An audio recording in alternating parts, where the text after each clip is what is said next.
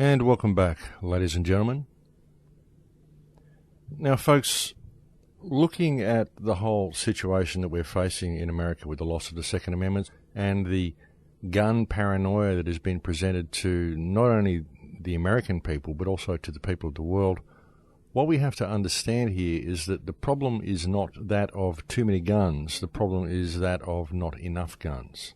You see, we don't need less guns, folks. We need more guns, because if everybody had a gun, if every teacher in the school had a gun in their desk, there would be no shooter. I mean, I think the whole single gunman, solitary shooter thing has all been contrived anyway, so it's probably irrelevant. But even let's hypothetically say there was a single shooter. Well, if there was someone who had a tendency to do that, but it was common knowledge in America that every school teacher kept a gun in their desk, then I would suggest that he wouldn't have had the idea in the first place. And I notice how the story has changed so much in the shooting as well. Now we're hearing that the kids were all shot with automatic weapons. We're saying that children had between 3 and 11 bullets in them. So obviously this is being used to vilify assault weapons. Some guy's gone in and he shot up a classroom of first and second graders with semi-automatic weapons or automatic weapons, and so we need to outlaw these weapons. That's what it's about, folks. It's about taking anything that can be used to defend yourself against a military incursion within your country away from you. That's what it's about. I mean, they'll probably let you keep your handguns for a little while, and then we'll have a few more handgun deaths, and we'll see that there's a need to ban those as well. That's the way they do it. But at the moment, they're trying to get the automatic and semi-automatic weapons out of the hands of the people, because that's the only way that people can defend themselves against government. And you could really look at it in such a way that what we're seeing is a hostile takeover of the rights of the American people. I mean, not that their rights hadn't been pretty well taken over before, but now we are seeing the American people being removed of their ability to defend themselves against government in any way. And look, over the last few years, we've seen the further militarization of America. I mean, it's been an ongoing thing. Since 9/11, we've seen the Department of Homeland Security, we've seen TSA, we've seen American police officers being given military-grade equipment, sound cannons, all sorts of stuff, drone aircraft flying around in the sky, and now they want to take the guns away from the people. So if you can't see what's going on, I mean, I don't know who you must be, I don't know what you must be educated in, but if you're an American citizen and you cannot see what is going on in your country, well, then I don't know, all I can put it down to would be the amount of fluoride or aspartame or toxins or television you must be consuming, because what is happening in America is so obvious. And what it's turning into is a high-tech version of Nazi Germany. And this is no joke, my friends. This is exactly what's happening. And this is a model that will be used for the rest of the world.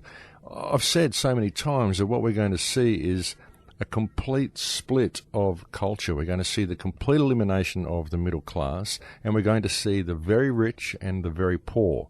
We're going to see a global model of the Israeli-Palestinian situation, whereby the whole world and all the dispossessed people of the world become virtually a global Palestine. And that's what we're heading towards, folks. And that's what this is all about. That's exactly what this shooting is about. And as I said earlier, there are so many things wrong with this shooting. The story has changed so many times, and things such as the Robbie Parker news report that I was talking about in part one of the show, when I talked about the man who came on and claimed to be one of the fathers of the victims. And he was obviously smiling and joking around before the interview, and then you could see him actually putting himself in character, doing some deep breathing before the camera was turned on, and then he gave him a nod when he was ready to go, and he was quite emotional on the camera. So this man is obviously an actor. So as I said before, this brings the entire event into question. Now, I'm not saying that it didn't happen and it was all actors and that no kids were killed. I mean, honestly, I don't know. I live in Australia. The only information I can get is from the newspapers, is from the television, is from people I may know on the ground in the area. And this is the only place that I can get information from regarding this event. So if I claim to know that these people are all actors or these people aren't all actors or whatever, I mean, I don't know. nobody who wasn't there can really know that. And so I'm not saying that, but what I am suggesting is that this man, Robbie Parker, was most certainly an actor. And as I said earlier, there are a lot of news stories that are presented to you by actors. But of course, it's very difficult to point this out to people on the street because there's a lot that's been done to undermine this perspective.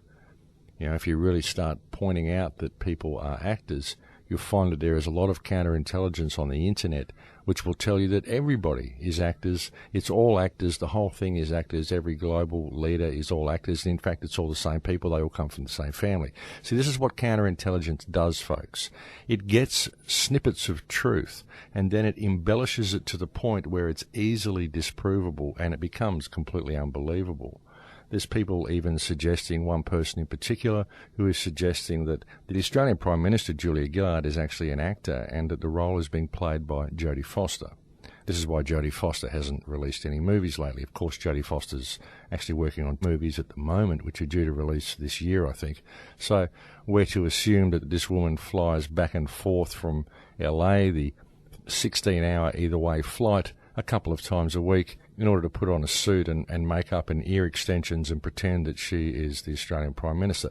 See, so this is what is being told to people. So when you start pointing out to people that there are news stories that are portrayed by actors and that this man who played the role of Robbie Parker is actually an actor, people may go and search this on the internet and then they're going to find these sites that tell them that everybody's an actor. And, of course, it all becomes unbelievable, and so they throw the real information out with all the disinformation that surrounds it. And we've seen a real rise in this type of activity on the internet in the last year, for example. We've seen a lot of reports of people coming out saying that everybody is all actors. And I believe this is counterintelligence that's been put in place specifically designed to cover up events such as the one we just saw in Connecticut.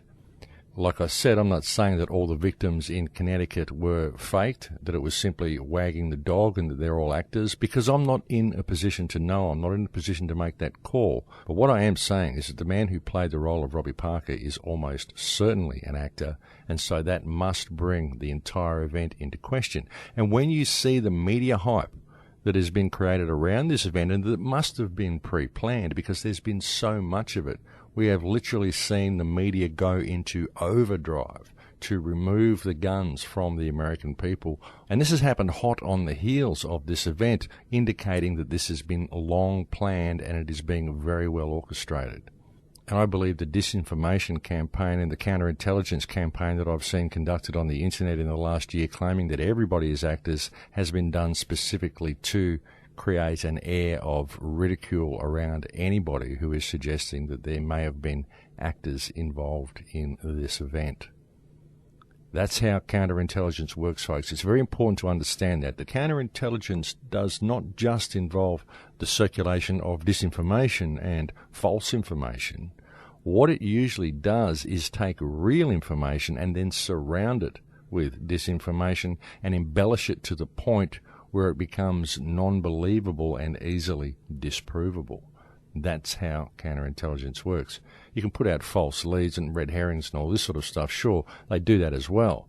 But they also doctor true information and embellish it to the point where people tend to throw the baby out with the bathwater. And that is actually the best form of counterintelligence because it places an air of ridicule surrounding information which is actually quite truthful at its core. So you've got to be very careful when looking at this sort of stuff, and you've got to use a lot of discernment when looking at information that's provided for you, folks. There are certainly a lot of fake news stories, and there is certainly a lot of acting that goes on in the higher reaches of our entire system. But you've got to be careful what you buy into and use your own discernment and follow your own intuition. And remember, if someone is leading you down rabbit holes and providing you with a interesting, juicy spy novel that they update every week or two, and they're not providing you with any immediate solutions to the problems that we face, then you're probably just being distracted. So, as I said, folks, it's very important to pay attention and to use your discernment when adopting anybody else's idea of reality on as your own, because that's essentially what people often do. So yeah, just pay attention, my friends, because there really is a huge campaign out there to distract and to fool and to lead people down false rabbit holes and false paths of false hope. And there is so many things that are put in place when really the answers lie within yourself. The answers lie in you knowing who you are, knowing the power that you have, and knowing that that power exists within everybody around you, and connecting with these people so that we have a strong, vibrant community that is willing to take responsibility for itself. That's where all the answers lie. And that's the message that I've been pushing for so long.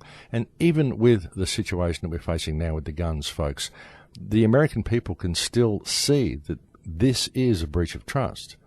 The president swears to uphold the Constitution. The government is supposed to uphold the ethics and the morals and the standards and the attitude and the concept that is the United States. It's supposed to hold these things dear and to protect these things. And the Second Amendment was given to the American people precisely as a means of allowing this to occur. And the American people have to understand that any attempt to subvert the Declaration of Independence, the Bill of Rights, or the Constitution of the United States is treason, and that any president or politician that seeks to do so is clearly in breach of the trust that's been granted to him by the American people. So it can still be dealt with by looking at it from a perspective of trust. And that's the only way it can be peacefully dealt with. And when you present it in this way, you will even find that you've got a lot of the police and the lawyers and the military on your side. They'll be on the side of the people because everybody can see the sense of this. And if they're not on the side of the people, then quite possibly they're a psychopath who is running an agenda of their own or is part of the overall agenda. And, well, that's just what you're going to have to deal with. There will be people who will be opposed to it, of course, because there are many people who are part of the agenda. But what you will find at the same time is that there are a lot of good people there in the police force and in the military who are quite ready to stand by the people of the United States, but they need the means to do so because many of them are locked in their left brain. So they need the means. They need to have someone explain to them why it is their duty to stand by the people of the United States. And the reason it is their duty is because, as I stated, that if any politician attempts to subvert the Constitution, the Declaration of Independence, or the Bill of Rights of the United States, then these people are in breach of trust, and it is the duty of the people of the United States to take the matter in hand.